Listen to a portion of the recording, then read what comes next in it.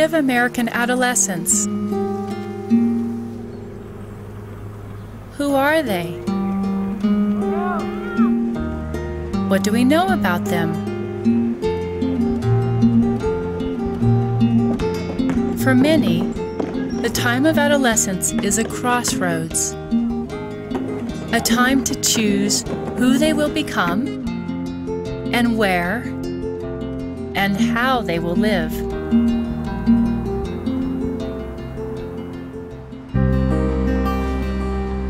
Underage alcohol use among Native American youth is at a higher critical rate than any other adolescent ethnic population in the United States. Many factors contribute to alcohol use. Unhealthy role models, isolated communities, easy access to alcohol, and limited prevention programs. The solutions are complex.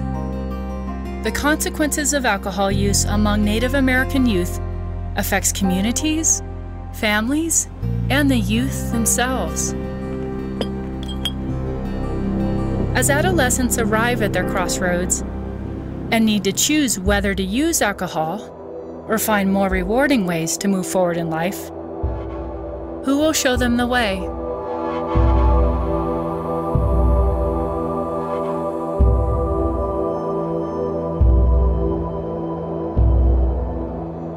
It makes me very angry to know that there are community members, people that you know, maybe too, that do contribute to the increase of use in alcohol, if not alcohol, drinking, drugging too as well.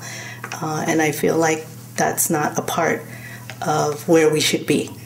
However, unfortunately, that's what happens in communities, especially I think Native communities. It's more so rampant. So anywhere else that our own community people contribute to the demise, in a sense, of a young person.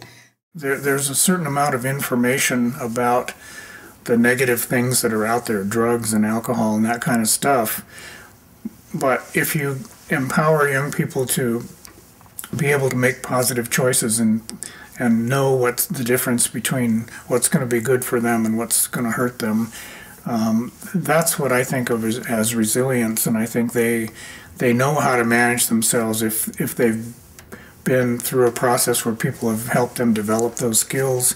Then once they've got them, they're on their way. This is about nurturing young people, not scolding them and not pointing out their shortcomings. We're here to build on all the positive things they have to offer.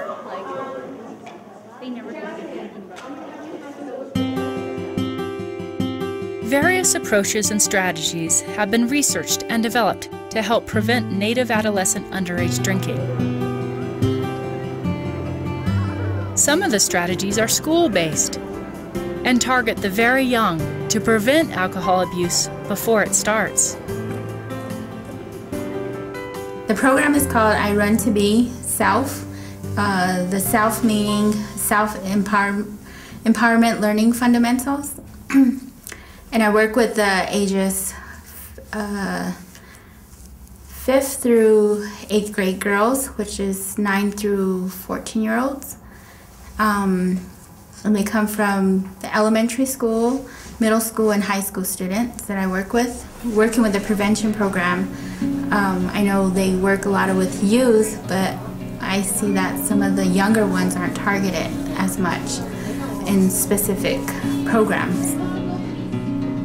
We do like a session, maybe for an hour, just discussing different topics, and every week is different. So we do talk about self-esteem, healthy decision-making, different life skills. What I think about is a lot of the prevention programs and a lot of general interaction between adults and young people is based on sort of a deficit model where we're looking at their problems rather than looking at them as young people with a whole bunch of potential that's waiting to be tapped. We have to view them as they're these amazing creatures that have all this potential, and we have to help them figure out how to channel that in a positive direction. And if we're not doing our job, we know what happens.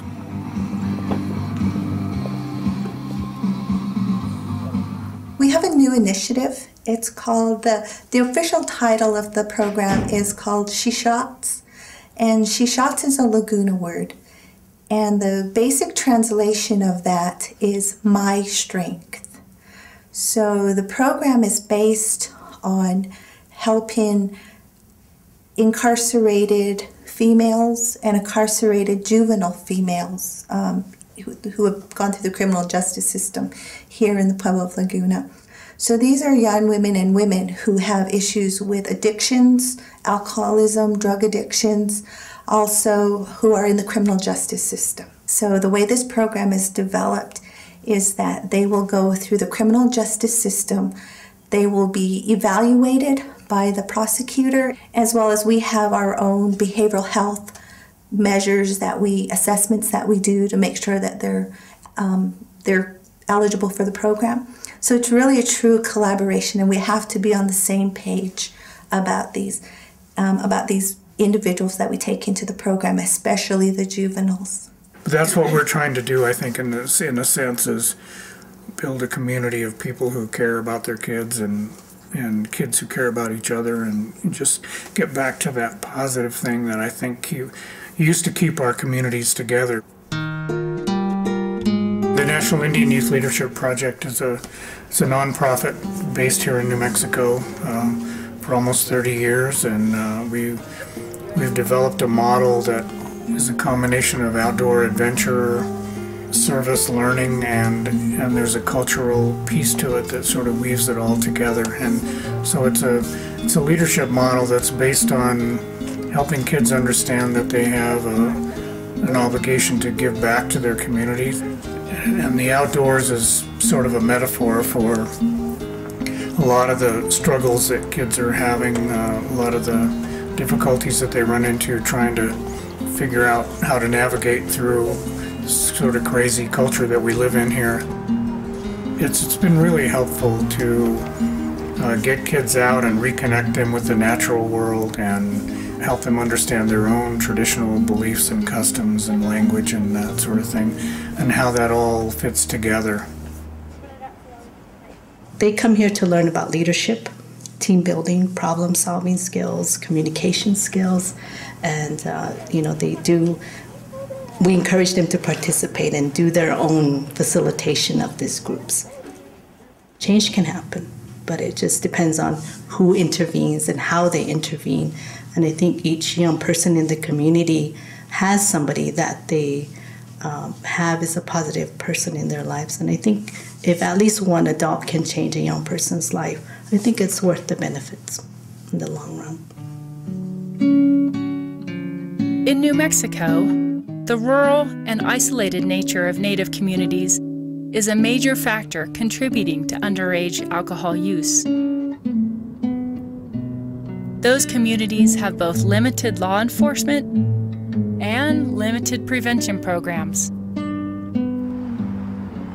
Without law enforcement in the communities, alcohol is easy for underage youth to obtain.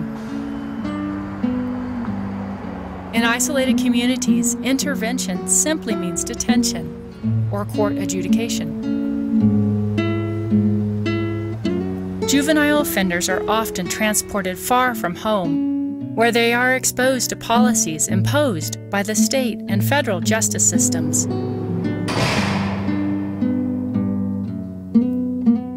I think with the legal system, I believe that for me personally, to know that that is a way to intervene.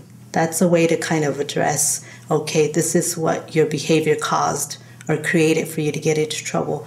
Now these are the choices you have. You can continue to act on this negative behavior and create more negative consequences, more legal consequences, or you can choose to change your ways. The collaboration between behavioral health and the justice system is so important, because our youth, if they're committing crimes at 13 that might be related to alcohol offenses, I believe that there's stuff going on in the home or the community that's not supporting them, or they might be experiencing trauma.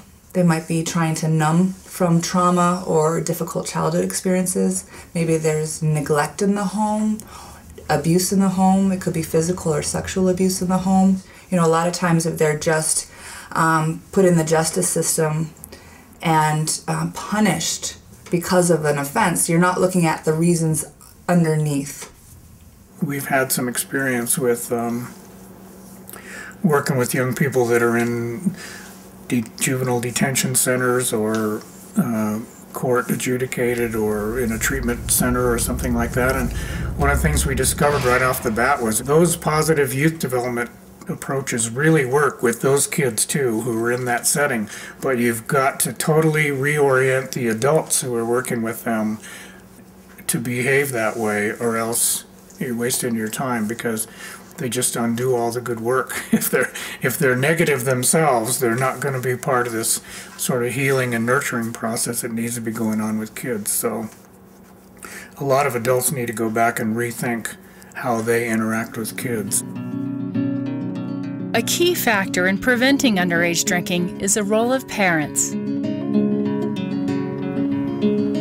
Parents, without a doubt, are the most important influence on the development of their children. The way parents choose to educate their children about alcohol will profoundly affect how their children will approach alcohol use. I think parent involvement is incredibly important. I think just including the parents in what we're doing and helping them see what our young people are learning as well, that they can be involved and show that they're willing to do whatever it takes to be a part of their lives.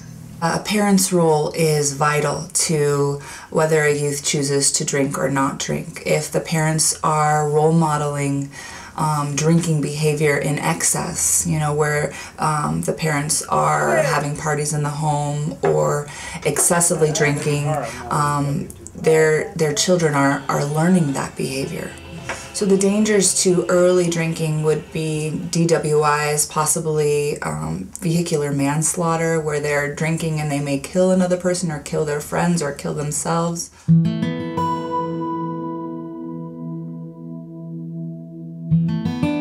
When making a decision about alcohol use, adolescents often look to their peers, whose influence can be negative or positive. Peers and mentors who encourage self-confidence and positive, healthy activities play a vital role in influencing how adolescents deal with alcohol use. I really enjoy being a mentor to children. If it's one specific child, I want them to succeed in life. I want them to learn life skills that they can be positive people in the social aspect. I want them to succeed in academics, in the community, and I want them to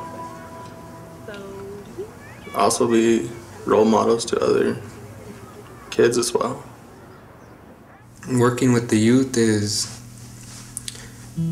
important to me because I want them to have a better life, and I know some youth grow up with families that have alcohol and substance abuse, and when they see their family members, their dad, mom, or brother, uncle, cousin using alcohol, and they see them all arguing all the time, and it just leads to bad stuff. Many Native communities are beginning to take control to combat alcohol abuse among their youth. They are redesigning prevention programs and basing them on their own concept of justice. A justice reflective of their own values and cultural traditions. The positive youth development approach, where you're helping develop the competencies and capabilities of young people, that's what really works. Kids need to be welcomed and made to feel like they're assets in the community, they're resources waiting to be tapped. And so what we've been doing is helping kids understand that they have a role to play in the community. They have an opportunity to do something important, to contribute something, help them learn the skills to take a critical look at their community and figure out, well, what could a group of us young people do to improve the quality of life in this community, and then help them figure out a way to do that. Alcohol is readily available to anyone, not just our youth. It isn't just our youth that are taking advantage of that availability. It is our parents, it is our aunt and uncle, it is our community, and that our young people are just following in the footsteps of those that are their role models. If we can present to them, I guess, a different way of treating alcohol, then they're going to treat it a different way as well. A collaboration between Native communities, families, healthcare professionals, and the juvenile justice systems holds the key to the solution to prevent underage drinking among Native American adolescents. My personal goal for our youth is to be happy, to find that this is me, this is who I am, and I have so much that I can do and accomplish, and I have this whole family, I have this whole community that is wanting the same for me. I think the best of both worlds is kind of where we need to go. We need to learn as much as we can about what science says about child development and how to raise kids, and then what is the best from our own traditional practices, and put that together. And our kids deserve that. I mean, they deserve the best we can give them.